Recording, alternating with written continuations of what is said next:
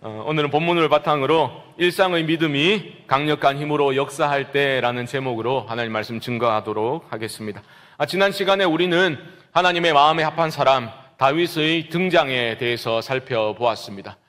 사무엘을 통해서 기름 부음을 받게 되었지요. 하지만 다윗은 갈 길이 아직 멀었습니다. 그러니까 앞으로 일어날 일들이 많이 있는데요. 17장부터는 다윗이 이스라엘의 왕으로 등극하기까지 그가 겪었던 여러 가지 사건들, 굵직굵직한 사건들을 우리에게 소개하고 있습니다.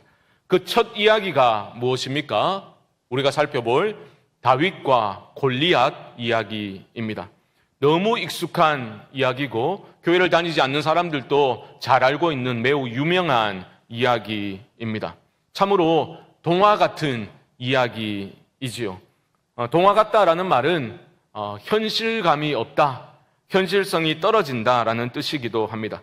이게 문제가 될 수 있는데, 왜냐하면 교회를 다니는 믿음이 있다고 말하는 사람들조차도 이 다윗과 골리앗 이야기를 현실성 없는 그런 동화 같은 이야기로만 간주하려는 경향이 있기 때문입니다. 교회 체육대회를 할 때 워낙 피지컬 차이가 많이 나면 와, 저건 완전 다윗과 골리앗 싸움이네, 이 정도 멘트로만 사용하지, 이게 정말 내 삶 가운데 믿음의 싸움으로 일어날 수 있는 일이라고는 잘 생각하지 않는다라는 것이 어쩌면 우리의 문제일 수도 있겠다 싶습니다. 이 짧은 시간 하나님께서 우리 모두의 심령을 어루만지사 하나님을 믿고 의지하며 믿음으로 싸워 승리한다는 삶이 무엇인지를 이 다윗과 골리앗 이야기를 통해서 하나님께서 우리에게 가르쳐 주실 때에 여러분들의 마음에 새로운 깨달음이 임할 수 있기를 주님의 이름으로 축복합니다. 오늘 본문은 블레셋이 이스라엘과 싸우고자 해서 양군이 대치하고 있는 그런 상황에서 시작하고 있습니다. 적군과 아군 할 것 없이 모든 사람들의 시선을 사로잡고 있었던 한 사람이 있었습니다. 그가 바로 골리앗이라는 사람이었습니다. 그는 비현실적인 피지컬을 소유했던 거인이었습니다. 4절은 이 거인을 싸움을 도두는 자라고 소개하고 있는데요. 그의 어마무시한 그러한 피지컬을 꽤 자세하게 묘사하고 있습니다. 환산을 해보면 골리앗의 키는 3m를 육박합니다. 그리고 그가 입은 갑옷의 무게만 따져보면 57kg이나 되었습니다. 그가 사용했던 노창의 창날 무게만 7kg이 넘었습니다. 그러니까 엄청난 괴력을 소유한 거인 장수가 바로 이 골리앗이라는 사람이었던 겁니다. 그 골리앗은 이스라엘 진영을 향해서 소리를 쳤습니다. 야, 괜히 전면전을 해서 피를 흘릴 필요가 뭐가 있느냐? 너희 중 한 명만 나와서 나랑 싸우자. 내가 지면 우리 블레셋이 이스라엘의 종이 되겠고, 만약 너희가 지면, 그 사람이 내게 지면 너희가 우리 블레셋의 종이 되면 되지 않겠느냐라고 그렇게 제안을 했습니다. 골리앗은 그 말을 점잖게 했던 게 아닙니다. 10절 말씀 보시면 그 블레셋 사람이 또 이르되 내가 오늘 이스라엘 군대를 모욕하였으니 사람을 보내어 나와 더불어 싸우게 하라 한지라. 골리앗은요, 하나님의 택한 백성 이스라엘 군대를 모욕하면서 도발을 했습니다. 그런데 이스라엘 진영에서 그 누구도 골리앗과 싸울 생각을 하지 못했습니다. 11절 말씀 보십시오. 사울과 온 이스라엘이 블레셋 사람의 이 말을 듣고 놀라 크게 두려워하니라. 사울을 포함해서 모든 이스라엘 사람들이 이런 수치와 모욕을 당하면서도 그 누구도 골리앗을 향해서 다가가지 못했습니다. 큰 두려움에 빠져 있었기 때문입니다. 바로 이런 상황에서 누가 등장하였습니까? 바로 다윗이 등장하게 됩니다. 상황은 이렇습니다. 이새의 아들들 중에서 첫 세 아들이 20세를 넘긴 성인이었던 걸로 봅니다. 그러니까 그 당시에는 20세가 넘어야 참전을 할 수 있었거든요. 그러니까 세 아들이 지금 전쟁터에 나가 있는 겁니다. 그래서 아버지 이새가 막내 다윗을 불러서 음식을 챙겨주지요. 이 음식을 그곳에 가서 천부장에게 전해주고 너의 형들이 잘 있는지 안부를 꼭 확인하고 돌아와라. 이렇게 심부름을 시킨 겁니다. 그래서 다윗이 전장에 도착하게 되는 거죠. 엘라 골짜기에 그렇게 도착을 해보니 양군이 대치 중이었고 굉장히 시끄러운 상황이었습니다. 이미 양군이 대치한 지 40일이 지나는 시점이었다라는 거죠. 다윗이 도착한 후에 형들을 발견하게 됩니다. 그래서 인사를 나누고 그렇게 대화를 하고 있을 때 그때 골리앗이 늘 하던 대로 나와서 또 도발을 하고 있는 거죠. 이 장면을 성경 기자는 23절에서 이렇게 기술하고 있는데요. 23절 보시면 그들과 함께 말할 때에 마침 블레셋 사람의 싸움 도두는 가드 사람 골리앗이라는 자가 그 전열에서 나와서 전과 같은 말을 하매 다윗이 들으니라. 다윗 형들을 만나서 반갑게 인사하고 이제 막 대화를 하고 있는데 마침 그때에 골리앗이 기어 나온 겁니다. 거인 골리앗이 이스라엘 진영을 향해서 또 욕설을 뱉어내고 하나님을 조롱하고 하나님의 백성들을 비웃으며 모욕하고 있는 그 모습을 마침 다윗이 보게 된 거죠. 이게 도대체 무슨 상황이지? 다윗이 눈앞의 현실을 머릿속으로 정리해 보려고 할 때에 곁에 섰던 사람들이 격앙된 톤으로 이런 말들을 나눕니다. 말소리가 들리는 거죠. 그게 25절입니다. 25절 보시면 이스라엘 사람들이 이르되 너희가 이 올라온 사람을 보았느냐? 참으로 이스라엘을 모욕하러 왔도다. 그를 죽이는 사람은 왕이 많은 재물로 부하게 하고 그의 딸을 그에게 주고 그 아버지의 집을 이스라엘 중에서 세금을 면제하게 하시리라.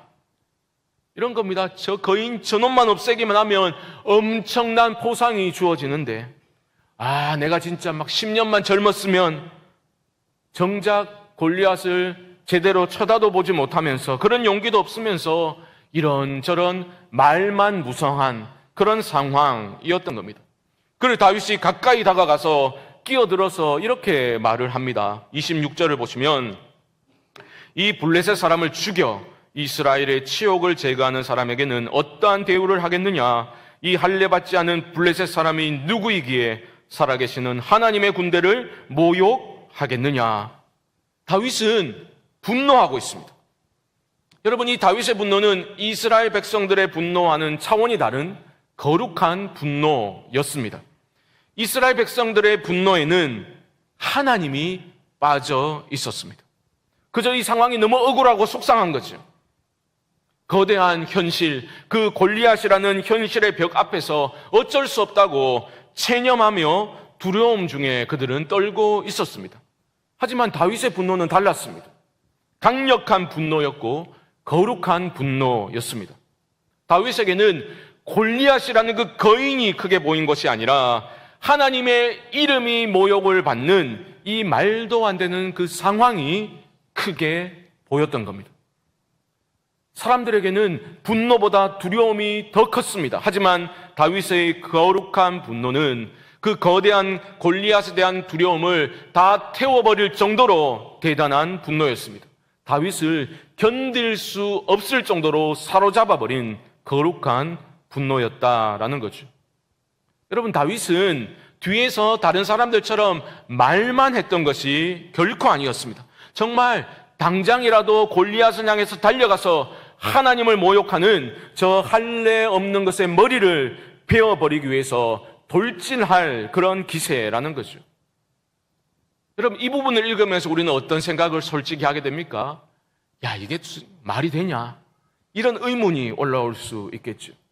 이런 다윗의 모습, 골리앗을 향해서 돌격하고자 하는 다윗의 모습이 우리 현실 속에서 가능한 이야기인가? 이것을 어떻게 우리 삶에 적용할 수 있을까?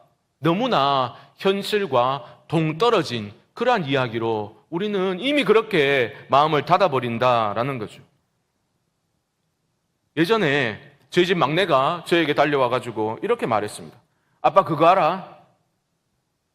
무엇인가 새로운 정보를 습득했을 때 꼭 대화는 그렇게 시작되거든요. 아빠, 그거 알아? 일단 모른다라고 얘기해줘야 됩니다. 몰라.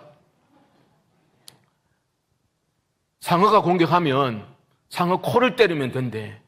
그렇게 얘기하더라고요. 그래서 제가 뭐 하나 할까 봐, 맞나. 그런 다음에 일단 상어 코가 좀 커야 되겠네. 제가 그렇게 얘기를 해줬어요. 여러분, 그게 말이 돼요? 상어가 공격하는데 코를 때리면 물리칠 수 있다는 게 얼마나 현실성이 없습니까? 그렇죠? 그런 느낌이 우리 안에 있다는 겁니다. 다윗이 3m를 육박하는 골리앗을 향해서 정말 싸우고자 달려가려고 했을 때에 우리는 이 이야기를 보면서 현실과 완전히 동떨어진 이야기로, 내 삶과는 전혀 상관없는 이야기로 취급을 한다라는 거죠. 그런데 여러분, 성경은 뜬구름 잡는 소리가 아니지 않습니까? 하나님의 영감으로 기록된 성경은 우리에게 정말 중요한 영적인 진리를 전해주고 있는 겁니다. 우리는 이 부분을 읽으면서 생각해 봐야 되는 거죠. 골리앗을 마주하고 있는 다윗, 골리앗을 향해 싸우려고 달려가려는 그 다윗의 모습을 통해서 정말 내 안에 깨어져야 할 것은 무엇인가 생각해 봐야 되겠죠. 내 안에 새롭게 회복되어져야 할 것은 무엇인지 우리는 생각해 보아야 할 것입니다. 거대한 골리앗과 같은 현실 속에서 정말 믿음으로 산다는 것은 어떤 의미인지를 우리는 생각해 보아야 하지 않겠습니까? 보십시오. 모든 사람들이, 사울 왕을 포함해서 모든 사람들이 두려움에 떨고 있을 때에 어떻게 다윗만이 정말로 골리앗과 싸우려고 했습니까? 결정적인 차이는 바로 관점의 차이에 있었습니다. 여러분, 인생은 바라봄이다, 뭐 그런 말도 있지 않습니까? 영적 전쟁은요, 본질적으로 시선 전쟁입니다. 어디를, 누구를, 무엇을 바라볼 것인가, 이것이 영적 전쟁에 있어서 본질적인 요소라는 겁니다. 여러분, 꼭 기억하셔야 됩니다. 결정적인 차이는 관점에 있었다니까요. 다윗은 이 블레셋과의 전쟁을 그 어떤 힘이나 무기나 어떤 크기의 싸움으로 보지 않았다라는 겁니다. 만약에 다윗이 그런 관점에서 보았더라면 거대한 골리앗을 향해서 이 할례 없는 블레셋 사람이라고 감히 그렇게 외칠 수 없었을 겁니다. 사울과 다른 모든 백성들처럼 골리앗의 그 거대한 몸집과 그 무시무시한 무기에 압도당하지 않았기 때문에 다윗은 그렇게 말할 수 있었던 거예요. 관점이 완전 달랐습니다. 다윗은 이 전쟁은 하나님께 속한 전쟁이라는 것을 믿었습니다. 모든 사람이 놓치고 있는 바로 그 포인트죠. 두려움에 사로잡혀 있던 모든 사람들은 그 블레셋 대군과 또 그들이 가지고 있는 철제 무기와 그 무엇보다 싸움 도두는 자, 그 괴력의 거인 골리앗에게만 시선이 집중되어 있었습니다. 하지만 그때 다윗은 만군의 여호와 하나님께 시선을 고정하고 있었다. 관점의 차이입니다. 이것은 골리앗을 향한 다윗의 외침에서 분명히 드러나고 있죠. 47절 말씀, 우리 한 목소리로 읽어봅시다. 시작. 또 여호와의 구원하심이 칼과 창에 있지 아니함을 이 무리에게 알게 하리라. 전쟁은 여호와께 속하는 것인즉 그가 너희를 우리 손에 넘기시리라. 아멘. 다윗은 분명히 믿었습니다. 이 전쟁은 여호와께 속한 전쟁이다. 여호와의 구원하심은 칼과 창에 있는 게 아니다. 그가 너희를 우리 손에 넘기실 것이다. 한마디로 다윗에게 있어 하나님은 실제였습니다. 책 속에 갇혀서 현실의 삶에는 아무런 도움도 주지 못하는 그러한 이론적인 진리, 추상적인 진리가 아니라, 허상이 아니라 하나님은 다윗에게 역사하는 실체요, 승리를 가능케 하는 실제였다라는 거죠. 이 관점의 차이, 이 관점의 차이가 전혀 다른 결과를, 완전히 다른 결과를 가져오게 되는 겁니다. 다른 모든 사람들의 시야에서는 하나님이 사라졌어요. 하지만 다윗의 시야에는 오직 하나님만이 분명한 실체로 보였던 겁니다. 그것만이 중요한 거죠. 다른 모든 것들, 소위 세상적인 스펙들은 다윗에게 있어서는 의미 없는 배경일 뿐이었습니다. 여러분, 영적인 승리는 이런 믿음의 시각이 살아있는 사람의 몫이다라는 것 기억하시기 바랍니다. 그런데 이러한 영적인 시각, 안목은, 믿음의 눈은 갑자기 그냥 열리는 게 아닙니다. 생기는 게 아닙니다. 우리가 심호흡 한번 하고 집중 이렇게 외친다고 믿음의 눈이 갑자기 열리는 게 아니라는 것이 문제인 거죠. 오늘 우리는 다윗이 하는 말을 잘 따라가 보면 믿음의 눈, 그 관점이라는 것이, 영적인 안목이라는 것이 어떻게 주어지게 되는지를 발견할 수 있습니다. 꼭 기억하십시오. 다윗의 믿음이란 일상의 믿음이었습니다. 과거에 자신과 함께 하신 하나님 경험이 쌓이고 쌓여서 지금 이 위기의 순간에 강력히 역사하게 된다는 것을 우리는 놓치면 안 되는 거예요. 여러분, 믿음의 눈으로 내 앞의 현실을 바라본다라는 것은 도대체 어떤 의미입니까? 그것은 과거에 내 인생 속에 개입하셨던 그 하나님의 도우심의 손길을 지금도 똑똑히 기억하고 있다는 의미입니다. 과거에 나와 함께 하시고 나를 도우셨던 그 하나님이 지금 이 현실의 거대한 문제를 맞닥뜨릴 때도 내 안에서 살아나야 되는 거예요. 기억나야 하는 겁니다. 그리고 그 과거의 하나님은 어떤 특별한 사건의 하나님만이 아니라 내 삶의 일상에서 동행하셨던 하나님이시죠. 내가 일상의 삶에서 동행하며 경험했던 그런 하나님이신 겁니다. 여러분 보십시오. 지금 다윗은 과거에 자신이 전혀 경험하지도 못했고 알지도 못했던 새로운 하나님을 찾고 있는 게 아니지 않습니까? 과거에 자신을 도우셨던, 건져내셨던 그 하나님을 지금 찾고 있는 겁니다. 내가 과거에 만났던, 나를 도우셨던 그 하나님은 그 어떤 거대한 현실의 벽이라도 단박에 무너뜨리실 수 있는 전능하신 하나님이십니다라고 다윗은 굳게 믿었기 때문에 모든 사람들이 두려움에 잠식당에 떨고 있을 때에 다윗만이 홀로 담대하게 골리앗을 향해서 달려갈 수 있었던 겁니다. 하지만 다윗 왕은 전혀 다른 관점을 가지고 있었죠. 그렇기 때문에 그 소식을 듣고서 다윗을 말리려고 했습니다. 말리고 있습니다. 그게 33절 말씀이죠. 33절 보십시오. 사울이 다윗에게 이르되 네가 가서 저 블레셋 사람과 싸울 수 없으리니 너는 소년이요 그는 어려서부터 용사임이니라. 여러분, 이 사울의 분석이 틀렸습니까? 아닙니다. 정확했습니다. 현실 분석이 정확했다고요. 하지만 사울의 분석에는 뭐가 빠져 있습니까? 하나님이 빠져 있죠. 사울은요, 이 싸움을 하나님의 싸움이다라고 인식조차 하지 못하고 있습니다. 그저 크기와 무기의 싸움, 힘과 규모의 싸움으로만 사울은 생각하고 있는 거예요.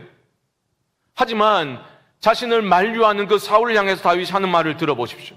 그는 과거에 자기 인생에 개입하사 도우셨던 그 하나님의 손길을 기억하며 그것을 말하고 있습니다.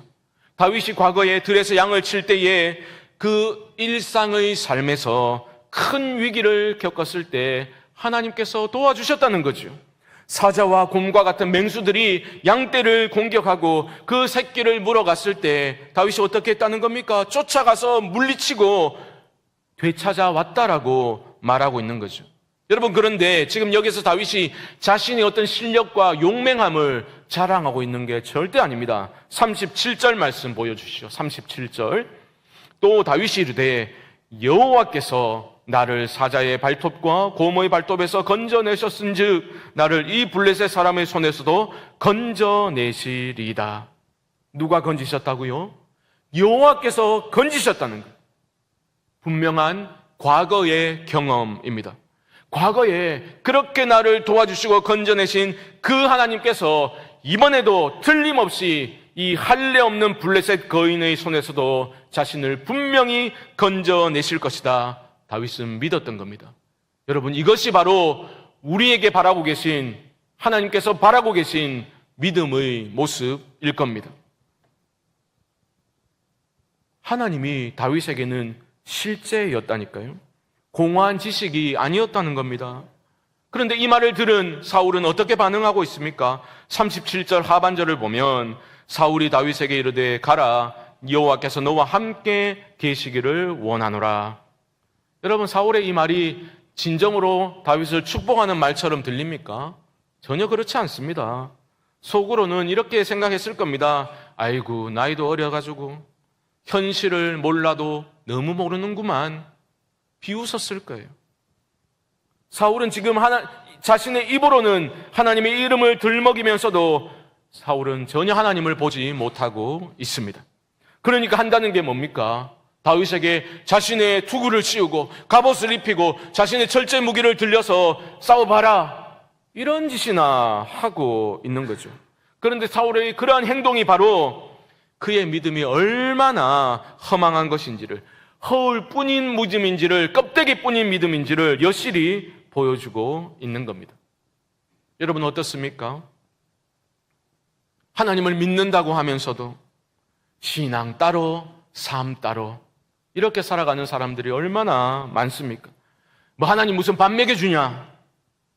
예배당 밖을 나서면 하나님과 상관없이 오롯이 나 자신의 힘과 나 자신의 능력으로만 열심히 살아가려는 사람들, 어쩌면 사울과 같은 삶의 모습일 겁니다. 다윗은 전혀 달랐습니다. 왕이 베푼 호의인이 착용은 하였지만 너무 맞지 않는 거지요. 다 벗어버렸습니다. 그리고 손에 막대기 하나 들고 시내로 가서 매끄러운 돌멩이 5개를 주워다가 주머니에 담습니다. 그리고 물매를 손에 쥐고 거인을 향해서 나아가게 되는 거죠. 여러분, 지금 다윗의 손에 들린 막대기와 물맷돌은 무엇을 상징합니까? 다윗의 일상을 상징하고 있습니다. 다윗에게 가장 익숙한 무기라는 거죠. 한마디로 다윗의 믿음은 일상의 믿음이었습니다. 과거에 큰 위기를 맞았잖아요. 그때 하나님을 의지하며 사용했던 바로 그 무기들, 나에게 익숙한, 하나님과 동행하고 하나님의 강력한 손이 나를 도우셨을 때 내가 사용했던 그 도구를 들고 거인을 향해 달려가고 있는 겁니다. 그 모습을 보며 골리앗은 욕설을 퍼붓고 비웃었죠. 조롱했습니다. 그때 다윗이 그를 향해 뭐라고 외쳤습니까? 45절 함께 한번 읽어봅시다. 45절 시작. 다윗이 블레셋 사람에게 이르되 너는 칼과 창과 단창으로 내게 나오거니와 나는 만군의 여호와의 이름 곧 내가 모욕하는 이스라엘 군대의 하나님의 이름으로 내게 나아가노라. 아멘. 그 후의 이야기를 우리는 너무나 잘 알고 있죠. 거인을 향해서 빠르게 달려가며 다윗이 주머니에서 물맷돌을 꺼내어서 적중을 시킵니다. 그리고 쓰러진 그 골리앗의 칼을 빼앗아서 머리를 베어버립니다. 그 모습을 보고서 블레셋 군대들은 충격을 받아서 도망을 치게 되죠. 이스라엘 군대가 추격해서 섬멸하는, 적들을 이기는 그러한 승리를 거두게 되었다라는 것을 우리는 잘 알고 있습니다. 여러분, 이 동화 같은 이야기를 통해서 오늘 우리는 어떤 교훈을 얻을 수 있을까요? 무엇을 배워야 할까요? 첫째로, 동화가 아니라 성도에게 있어 지극히 현실적인 이야기다라는 것을 깨달아야 하겠습니다. 하나님이 실제이심을 바로 믿고 거인 골리앗과 같이 버티고 있는 현실의 문제 앞에서 성도들은 하나님이 보여야 되는 겁니다. 나를 두려움과 절망의 구덩이로 밀어 넣으려는 인생의 큰 문제와 위기 앞에서 하나님의 크신 하나님이 성도에게는 보여야 한다니까요. 우리의 모든 문제보다 더 크신 하나님, 항상 크신 하나님, 인생의 문제를 능히 해결하시고 모든 영적 싸움에서 승리케 하실 전능하신 하나님이 크게 보일 수 있기를 주님의 이름으로 축복합니다. 여러분, 이것은 자동적으로 이루어지지 않는다 했습니다. 과거에 내 삶에 개입하셨던 그 하나님의 도우심의 손길, 그 권능의 팔이 보여야 하는 겁니다. 이를 위해서는 날마다 일상의 삶에서 여러분 하나님을 가까이 하시고 하나님의 도우심을 구해야 할 것입니다. 과거 내 인생에 개입하셔서 나를 도우셨던 그 하나님을 지금 내가 기억할 때에 내가 지금 겪고 있는 인생의 위기에서도 하나님께서 반드시 나를 건지실 것이다. 이 믿음이 내 안에 살아 역사하게 될 것입니다. 여러분도 그런 경험, 그런 확신이 있지 않습니까? 저도 그렇습니다. 제 삶을 돌아보니 하나님께서 정말 위기의 순간에 저를 살려주셨습니다. 제 개인적으로도 엄청난 시련의 시간을 통과할 때에 저는 저를 만나주시고 환하게 햇살을 비춰주시고 말씀하셨던 그 하나님의 음성을 똑똑히 기억하고 있습니다. 내가 너와 함께 할 거야. 두려워하지 마. 그 하나님의 음성을 저는 잊지 않습니다. 살아가면서 정말 고민되고 힘이 들 때에 그때의 기억들이, 그 하나님 경험이 저에게 새 힘을 줍니다. 다시 일으켜 세워주는 강력한 힘으로 역사한다는 것을 저는 여러 차례 경험하였습니다. 여러분도 비슷한 경험이 있으시리라 믿습니다. 사랑하는 성도 여러분, 꼭 기억하십시오. 일상의 믿음이 진정한 믿음입니다. 그러므로 예배당을 나서서 여러분 일상의 삶의 자리에서 하나님을 의지하십시오. 하나님의 도움의 손길을 경험하실 수 있기를 바랍니다. 그런 믿음이 영적인 안목을 키워주는 겁니다. 두려움에 잠식당하지 아니하도록 우리를 붙들어주고 눈앞의 현실의 문제가 아무리 골리앗과 같이 거대한 것이라 할지라도 하나님을 바라볼 수 있도록 우리를 이끌어 줄 것입니다. 우리 모두에게 이러한 일상의 믿음이 회복되고 믿음의 눈이 열려서 나의 문제보다 언제나 더 크신 하나님께 우리의 시선이 고정되어서 승리의 삶을 향해 전진할 수 있게 되기를, 일상의 믿음이 내 삶 가운데 강력한 힘으로 역사하는 것을 경험할 수 있는 은혜가 우리 모두에게 임할 수 있게 되기를 주님의 이름으로 간절히 축원드립니다. 지금은 우리 주 예수 그리스도의 크신 은혜와 하나님 아버지의 무한하신 사랑하심과 성령님의 교통하심이 일상의 믿음을 회복하여 골리앗과 같은 거대한 인생의 문제를 만났을 때에 그 문제보다 더 크신 하나님을 바라보며 승리의 삶을 살겠노라 결단하는 사랑하는 성광의 성도님들의 심령 가운데 지금부터 영원토록 함께 있을지어다. 아멘.